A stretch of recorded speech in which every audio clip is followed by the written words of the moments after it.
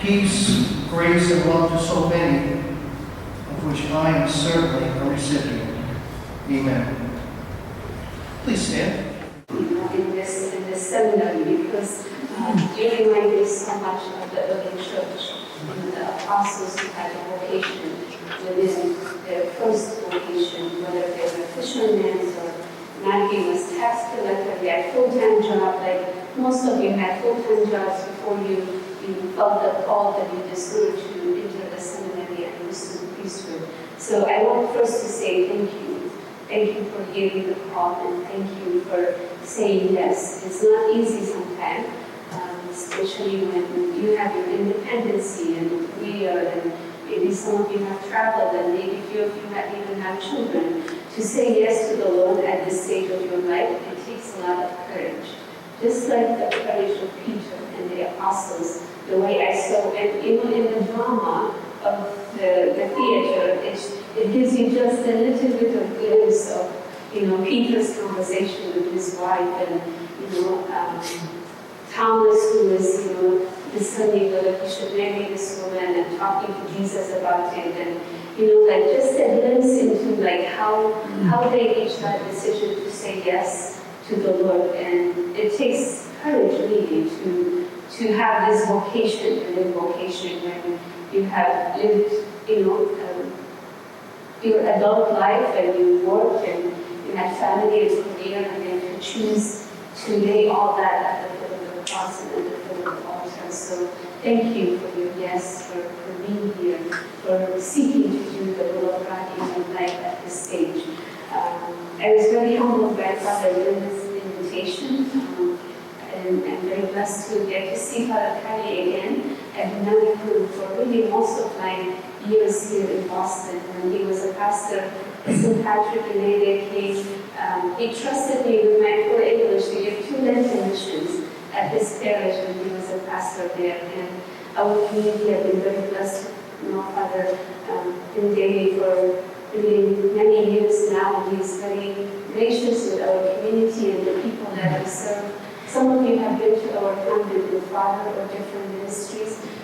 As you know, the children call him Father Awesome, because he is really awesome with the family, especially those who are hurting and in need. As I was praying also about this gospel that we heard today, as you heard from Father, I came from Iraq, and I was originally part of the Assyrian Church of the East before I became in full communion with the Roman Catholic Church. So my native language is Aramaic. I grew up speaking Aramaic, praying in Aramaic, studying in Aramaic. It was my only language, really. In Iraq, we don't have kindergarten and preschool the way we have here in the United States. So we don't go to public school or like to elementary school until we are age 7. That's how was the system of school in Iraq. So until age 7, Aramaic was the only language that I knew. And then when we went to school, because Iraq is an Arab country, so the national language of the country is Arabic.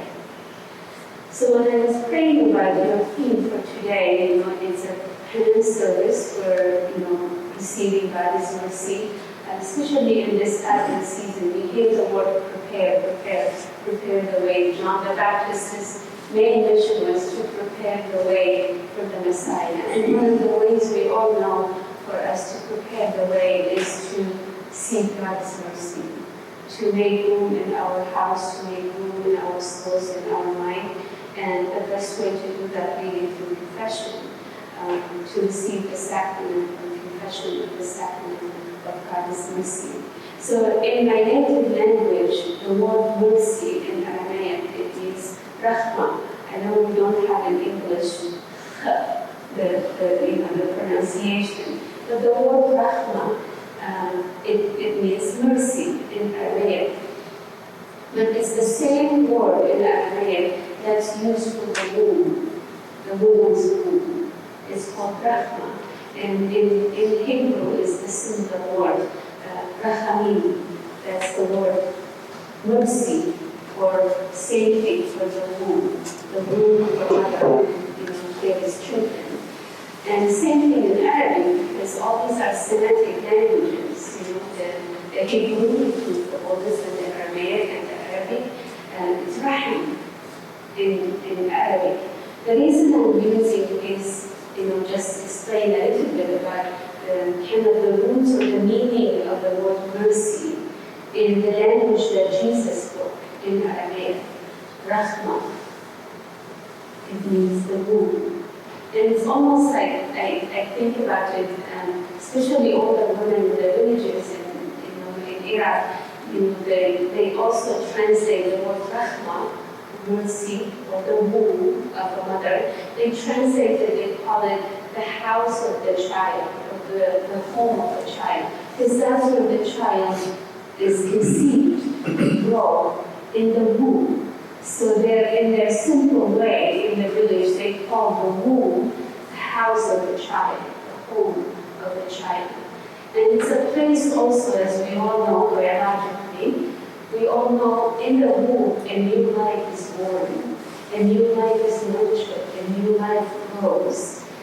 And in a way that when we go to confession to receive God as mercy, and also one day, please God, most of you will become priests, like our Reverend Fathers here, you will be ministers of that mercy.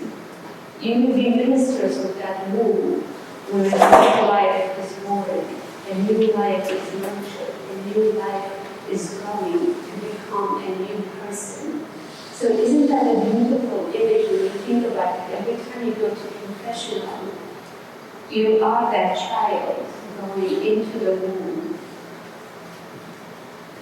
to receive that new life, to be nurtured by God's mercy. It's so deep, when we think about it, that I'm not, sometimes sadly, like for people who grew up Catholic most of their lives, it's almost, not everybody, but sometimes, some people, we take for granted the sacraments that we have, the beautiful tradition that we have. And we think, okay, the schedule for confession, maybe every 2 weeks or whatever each person chooses, every week, once a month, or every liturgical season for some lay people. But it's more than just like, okay, I really need confession, so I should go. But do we think about it that, I'm going to receive a new life? I'm going to the home of God's mercy. I'm going to the womb to be born again. To be born again through the mercy of God. It's really a beautiful image when you think about it. To have that resolution that every time I go to confession, I'm going to become that child in the womb. To receive a new life and to be born again through the mercy of God. The other image that also often we sing the hymn, O come, Emmanuel. Maybe some of us even know it by heart. But if we study where the roots of that, just as maybe some of you know Boston or wherever you came from, New York or Atlanta, or you see what I mean? Like when you know your hometown, that's much how I know Babylon. Like I lived there, I've been there, I know Nineveh very well, that's where I was born and raised. So the people of Israel were in exile in Babylon. And that is when they prayed that prayer. They were waiting for the Messiah, for the Savior, to come and receive and release them from their captivity. So when we think about it, why there is a theme of hope the first week?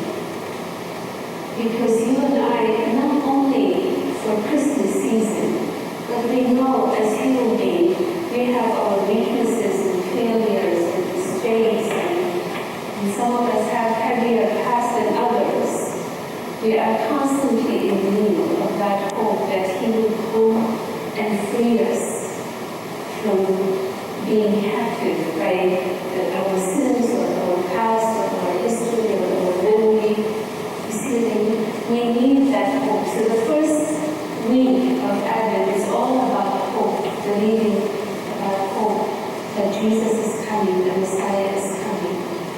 The second week, the candle, some of the readings, they call it the candle of Bethlehem, because there's more, we are getting closer and closer to talk about the birth of Jesus, His first coming.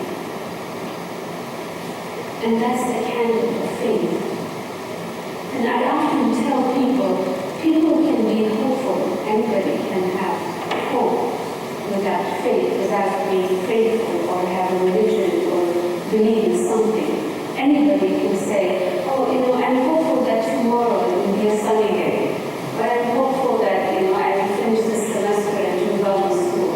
Anybody can use the word hope, even if they don't have, any faith tradition or faith background.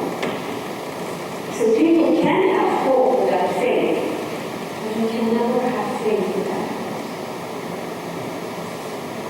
You can never have faith without hope. For us as believers, our hope comes from our faith. Our hope comes from our faith. Like even today, when you go to the confession, you have hope to be born as a new child of God from the womb of mercy, because you have faith. You have faith in God's mercy. You have faith in church's teaching. You have faith in the sacrament. So for us, our hope comes from our faith. So when we contemplate today about these two things of the first two candles, hope and faith, what that means for us and for the people that we serve and we will serve, please God, even more when we get ordained and when we are out there in ministry. One of the things I often tell people, even yesterday, I had to visit Children's Hospital with her to see a young woman, Father knows, and he also has visited her before, who's battling very aggressive cancer. She was an amazing athlete in high school. Just a year ago, she had a full scholarship, 4 years, to go to college and play basketball. And then in June of last year, she was diagnosed with this aggressive cancer that has turned her life and the life of her family upside down. So one person, as Father knows, and I was sharing with Father Heidi, I don't drive because I get seizures, so medically I'm not, allowed to drive. So I always ask people to drive me, or the sisters today came with me when they are available. The person who drove me, he asked me a question, and he said, Mother, how do you do it? How do you do it when you are called every day, and sometimes to multiple locations? You meet people with so much pain, cancer, Parkinson's, addiction, divorce, and so many painful stories every day. And it is true, sometimes in the same day, I can see so many intense situations. So he was asking me, he said, how do you do it? And I said, I don't go to give people, just words from me, that I'm here because I love them, because I care for them, which I do. But I said, I never go alone. I always carry Jesus with me. Whether the person is able to receive or not, I always carry the fix on me with the Blessed Sacrament. Even if the person is very ill, I'm not able to receive. Because I always say to people, I'm not here on my own. It's Jesus who's coming to visit you. It's Jesus who's going to give you whatever grace you need. It's not my words or my presence. I don't go to give people just, act of charity. I think, Joe, you were with us. We went the other day with Father. On Thanksgiving Day, we went to the addiction center in Brockton. That particular facility called Nancy Men's Addiction Treatment Center. It's not a regular treatment facility or detox program. The men are there because they are sanctioned by the court against their will. So it's almost like a prison. They are locked. They are sentenced to be there until they finish their sentence, whatever the court gave them time to serve there. And I told them, I said, We are here not just to bring you turkey and mashed potato and gravy and food and have you have really a good Thanksgiving. And we are not here to celebrate. It's a work of charity. We have to feed the hungry, as the Gospel of Matthew says. Jesus said, I was hungry and you fed me. We are not here because of act of charity, to do good deeds. But we are here because we want you to know that you are remembered. That God sees you. Those of you who listen to contemporary Christian music, there is a song by Big Daddy, his name, the band or the singer. It's called God in This Story. I encourage you to listen to it. It's really beautiful that he says, God is in this story. God is in the details. And God is in your story. And God is in this story. God is in this story. And then he goes on and lists, what is this story? He said, you call it addiction? God is there. You call it depression? God is there. You call it a broken heart? God is there. God is in this story. So we go and visit these places to help people know that God is in this story. God is in their story. It was a beautiful Thanksgiving day through generosity of many people who donated a full homemade Thanksgiving. It was amazing from, you name it, every like full American Thanksgiving, even pies and ciders and flowers. We decorated the dining room. It was full Thanksgiving celebration for them. But Father would remember and your brothers and Mary and Kim. None of them was moved to tears when they walked into the room and saw the decorations and food. They were so grateful, and many of them said, this was the best Thanksgiving we had had. But when Father spoke that he has Jesus with him, and if anybody would like to go to confession, there would be a room available for him. And then if anybody would like to receive communion, there were a number of men. At each unit we visited, there were 3 units that we visited in that facility. Growing up men were shedding tears. Correct, Father, you remember?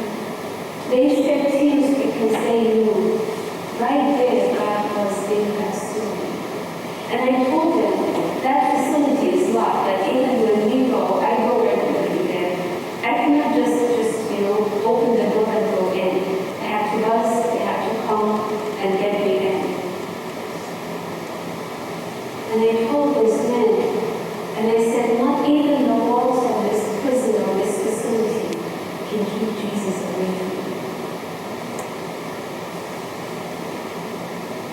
Even when you didn't remember to go and see him when you were out in the world, he still comes to you. That's mercy. That's the movement of new life. When I am with them, and some of them sadly, as one of the men said to me, he said, I'm sorry, Mother, you have to see me again here. And I said to him, you know, Rabbi, I'm happy to see you here. Than to be lost in sleep. Because for me, that means there's so hope. You are in recovery again. And again, and again. When I was at BU, one of the highlights for me was when we hosted weekend retreats for students. And at that weekend, the very highlight was when we had all-night adoration and confession. We used to have about 10 priests come for hours and hours hearing confession. Because we used to have up to 150 students come to these retreats. And one of my responsibilities was to make sure that the Saturday night confession goes smoothly. I used to set up all the stations for the priests and make lines for students who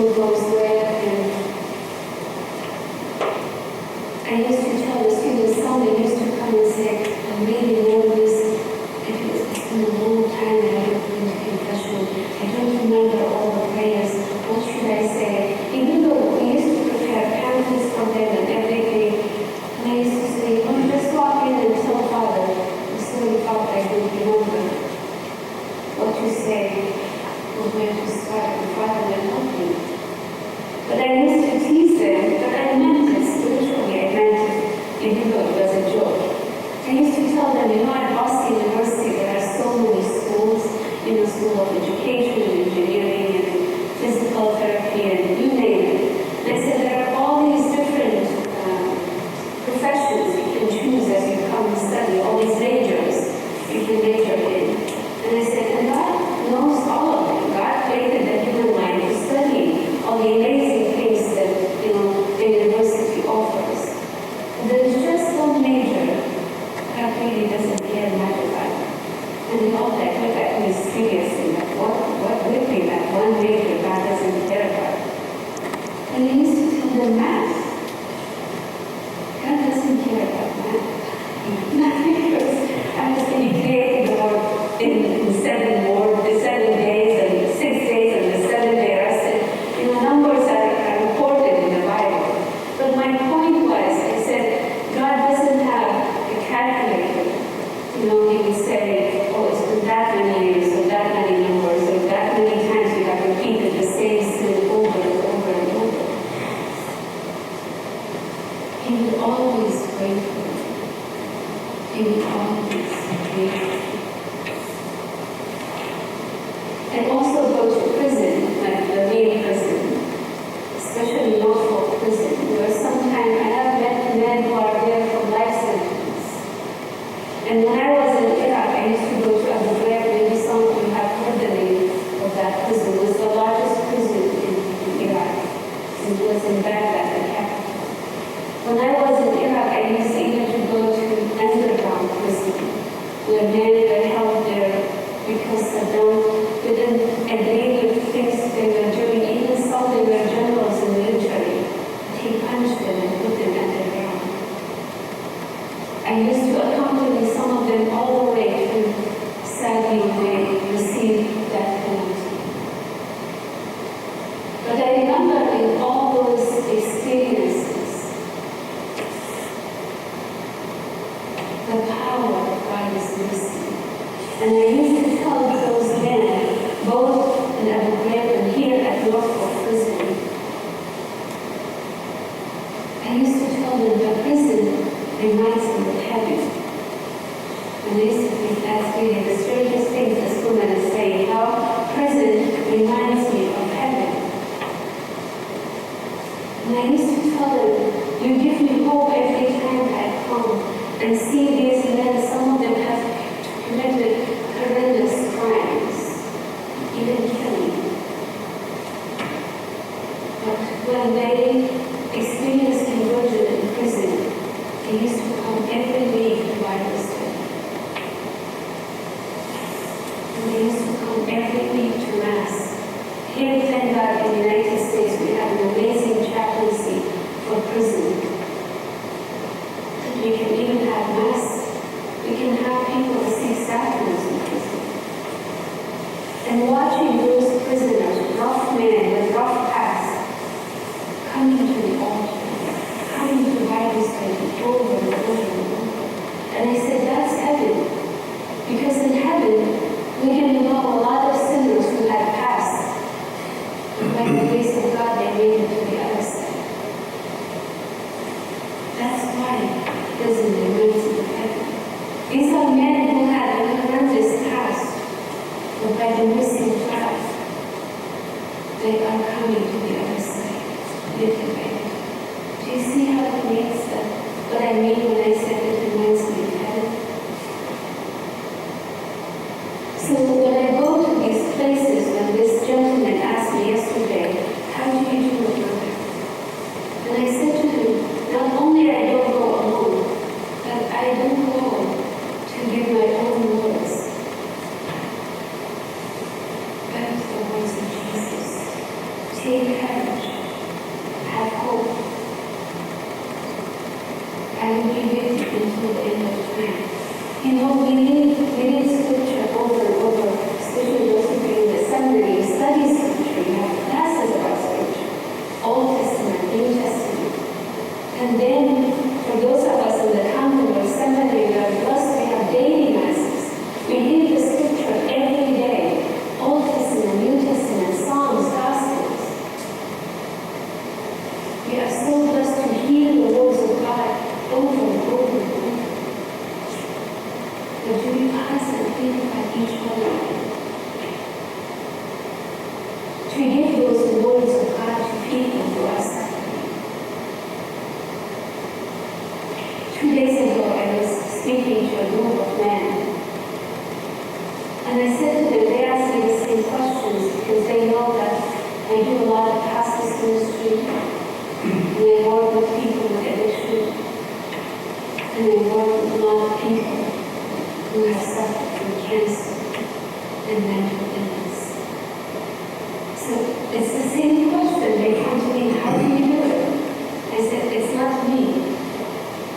Because when I had 4 children, which this family father knows, and I think 2 seminarians, you've been the father, that family in Weymouth, you came when we had mass in their home. When I had 4 children and at age 11 and their fathers dying from cancer, I had no words to give them. No child should walk in a funeral home for a wake of mommy or daddy.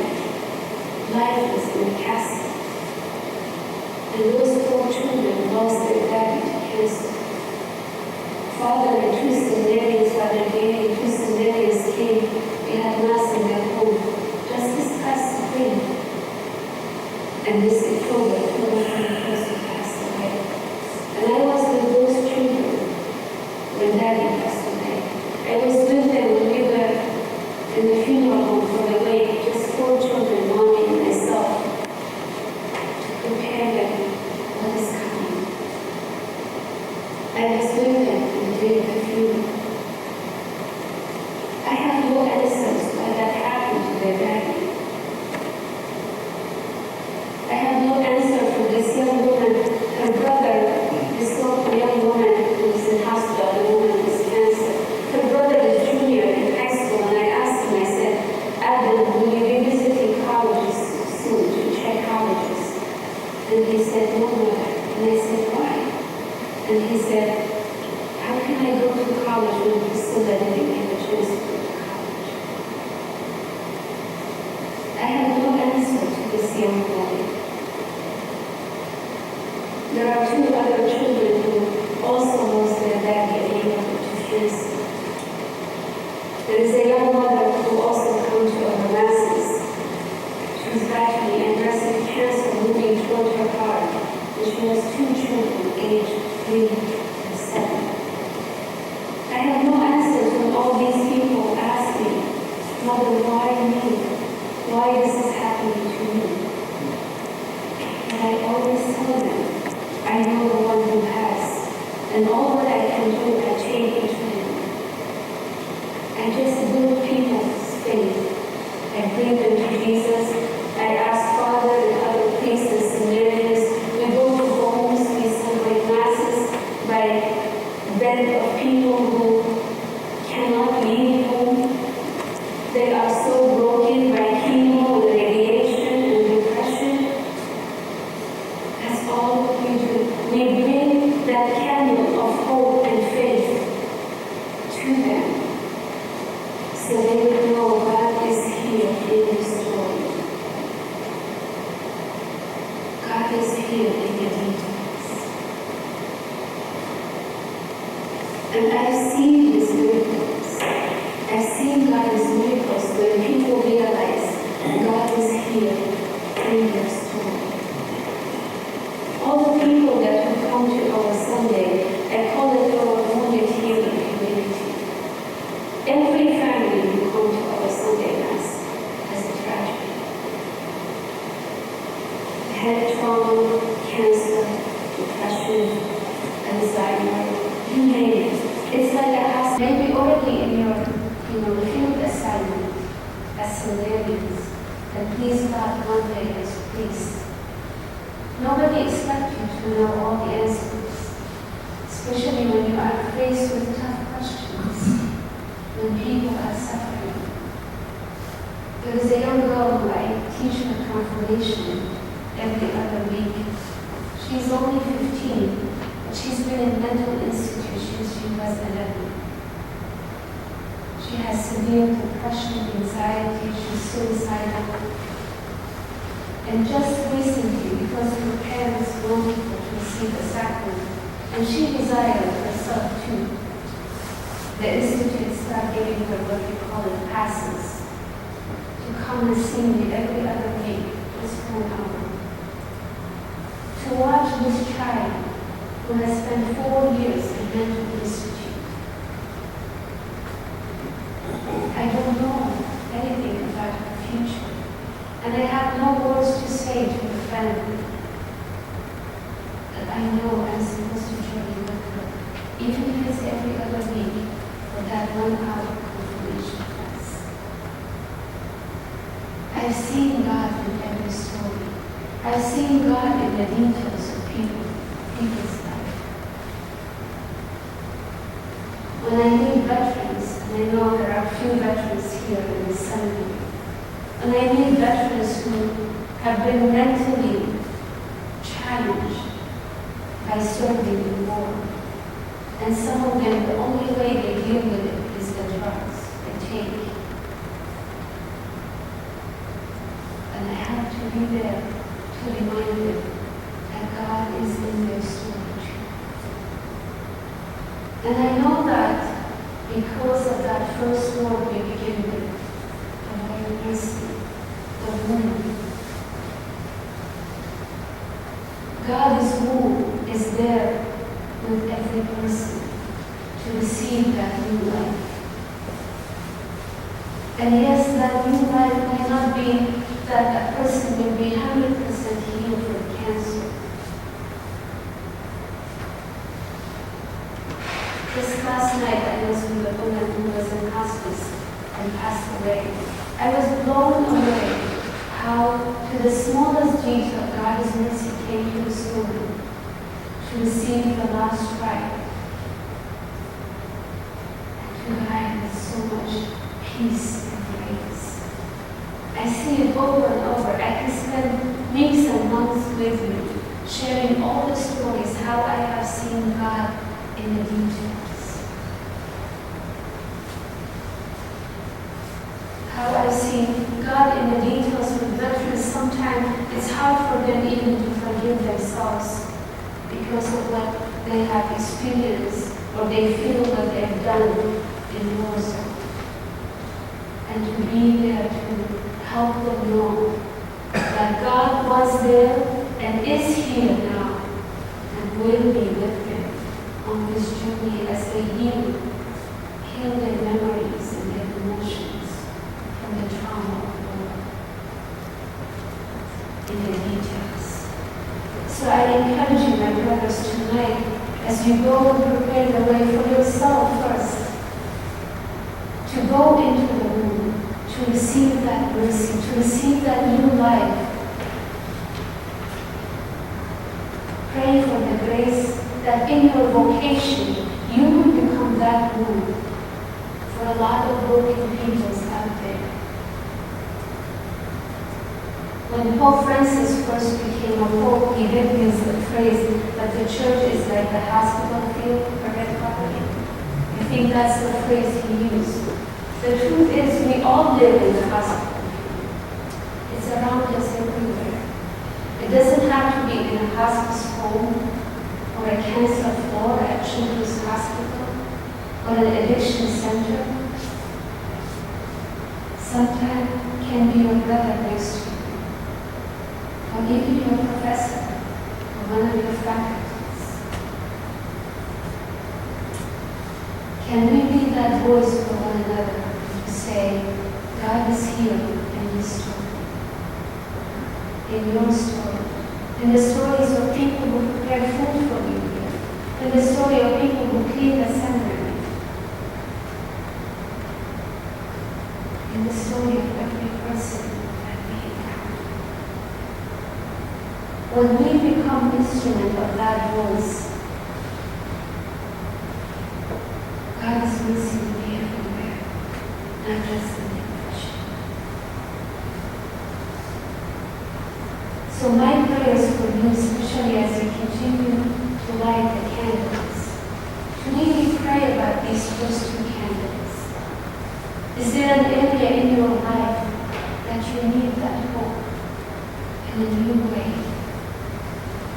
Is there an area in your life where you are in captive like the people of Israel? And you need that candle of faith that the Messiah is coming to set you free. Go to the sacrament of mercy tonight and take these candles with you in your heart, in your prayer. And ask the Lord which area you need that hope and that faith. Because we cannot have faith without hope. And that hope comes from the mercy of God. Amen. Amen. Glory be to the Father. Father, and to the Son, and to the Holy Spirit. As it was in the beginning, is now, and will be forever. Amen. Bless you and thank you, Mother. Please stand. Let's turn to Christ with confidence and ask His mercy. Of the things that are that have been, and that future years shall